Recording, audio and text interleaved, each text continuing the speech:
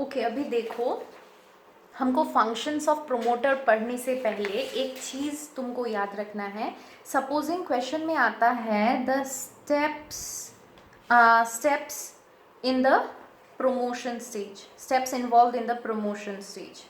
Okay, promotion stage में क्या क्या steps involved होते हैं, तो इस सब के steps हमको functions में ही मिल जाता है आफ्टर ऑल. ओके, तो इसका steps बुक में अच्छे से नहीं दिया हुआ है. The first step that you need to write down is this one. देखो, identification of business opportunity. Identification of business opportunity. अभी इसके लिए तुमको थोड़ा सा लिखना पड़ेगा. Okay okay, let's just give a quick revision. यहाँ पे देखो, आइडेंटिफिकेशन ऑफ बिजनेस अपॉर्चुनिटी मतलब क्या है? मौका ढूंढना है भाई. ऐसे ही आइडिया माथे में आ जाने से कंपनी फॉर्म नहीं हो जाता. तुमको एक ऐसा चीज़ का आइडिया मिलना चाहिए जिसका तुम्हारे कंट्री में या फिर तुम्हारी जगह में मौका मिलेगा. बिजनेस का अपॉर्चुनिटी, तुम उसका मतलब उसको प्रॉफिट तुमको मिलना चाहिए. तुमको मौका को एनालाइज करना है, फिर मौके पे आइडिया लेके तुमको बिजनेस फॉर्म करनी है. So that is identification of business opportunity. You have to write this part. I don't know if you can see. रुक जाओ एक सेकेंड. यहाँ पे दिख रहा है टाइटल दिख रहा है. ओके, तो यहाँ पे देखो ब्रैकेट दिया हुआ है ना, तो ब्रैकेट से तुमको लिखना है कि the promoter identifies the profitability of the idea by analyzing the opportunities available in that area. The promoter also analyzes the various resources required, amount of capital required and the degree of risk involved. रुक जाओ एक second.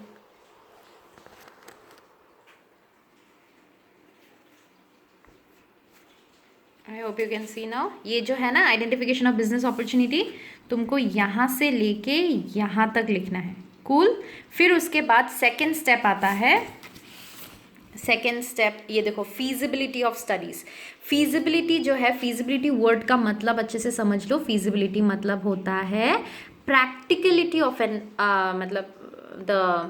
मतलब practicality of an idea, कि जो idea तुम्हारे दिमाग में आया है वो प्रैक्टिकल है कि नहीं रियल लाइफ में. जो प्रैक्टिकल है ही नहीं उसके बारे में तो सोच के कोई फ़ायदा नहीं है ना.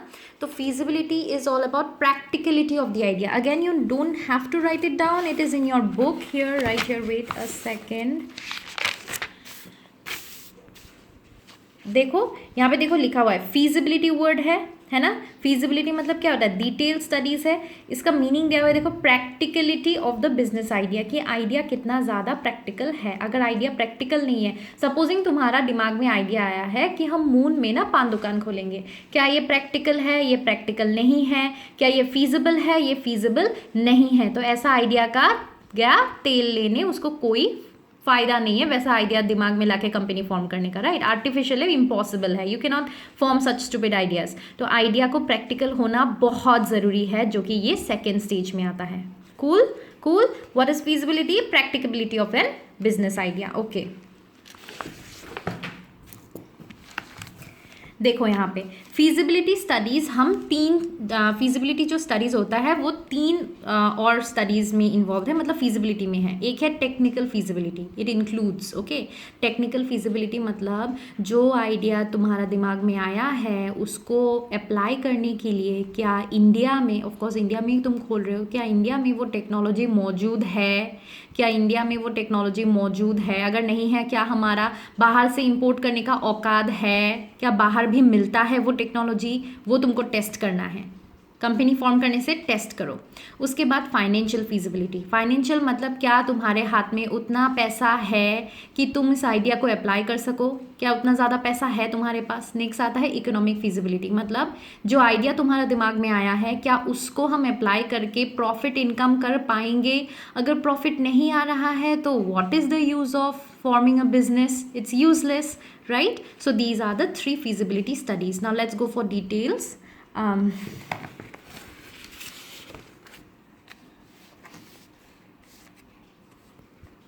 There you go. देखो ये फीजिबिलिटी स्टडी है. I hope you can see. यहाँ से देखो, यहाँ से तुमको लिखना है, ठीक है. The promoter does detailed investigation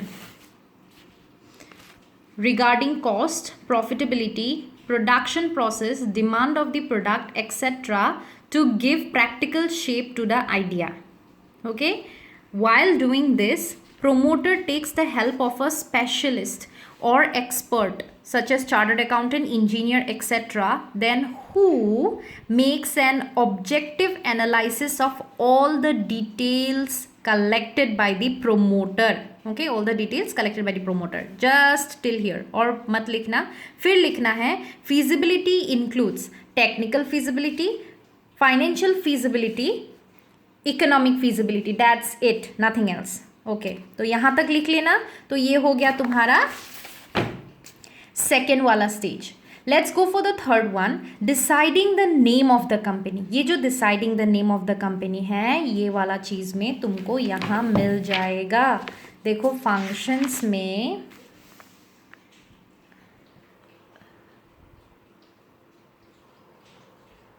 okay, तो फर्स्ट वाला हमारा हो गया है, आइडेंटिफिकेशन ऑफ बिजनेस अपॉर्चुनिटी हो गया है, फिजिबिलिटी स्टडी हो गया है. Next one is deciding the name of the company. देखो तुम्हारी फंक्शंस में यहाँ पे लिखा हुआ है, देखो deciding the name of the proposed company. Okay, deciding the name of the proposed company, you can write this point in your steps. So यहाँ पे लिखा हुआ है, देखो द कंपनी का जो नाम है वो कौन डिसाइड करेगा? प्रोमोटर डिसाइड करेगा. उसको कंपनी का नाम कहाँ दिखाना पड़ेगा? रजिस्टर ऑफ कंपनीज ROC के पास लेके जाना पड़ेगा, राइट? ROC से अप्रूवल चाहिए होगा उसको. वही लिखा हुआ है, देखो the promoters of the company decide its name and ascertains that it will be accepted by the registrar of companies. Cool. Then देखो उसका नेक्स्ट वाला स्टेप भी यहीं से आने वाला है, preparation of documents and appointment of personal. इसको हमने अलग अलग से भी लिख दिया था यहाँ पे. Preparation of necessary documents. Okay, whatever necessary documents is needed to prepare a company. What are they? MOA, AOA and prospectus, memorandum association, article of association and prospectus. वो सब भी बनाना पड़ेगा. किसको बनाना पड़ेगा? कौन बनाएगा ये सब? डेफिनेटली प्रोमोटर बनाएगा. क्या प्रोमोटर अपने हाथ से बनाएगा या फिर प्रोफेशनल्स को अपॉइंट करेगा? डेफिनेटली प्रोफेशनल्स को अपॉइंट करेगा. तो don't you think appointment of professional is also another crucial point of promotion stage? Definitely. Appointment of professionals, brokers हो गया, अंडरराइटर्स हो गया. नहीं चाहिए होगा ब्रोकर अंडरराइटर शेयर्स का डीलिंग्स करने के लिए? नहीं चाहिए, डेफिनेटली चाहिए होगा. लॉयर्स को चाहिए, CA, CS, ये सब कौन है? प्रोफेशनल्स है, जो कि प्रोफेशनल कैपेसिटी में करता है. इनको भी अपॉइंट कौन करेगा? प्रोमोटर करेगा. इनको सैलरी कौन देगा? प्रोमोटर देगा. ये सब कौन बनाएगा? ये लोग बनाएंगे, पर बनवाएगा कौन? प्रोमोटर बनवाएगा. I hope I am clear. तो वहां तक लिखना काफी है. यहाँ पे अनदर पॉइंट है printing. You can simply ignore this point. These 1 2 3 4 5, these 5 points are more than enough for your promotion stage. I hope I am clear.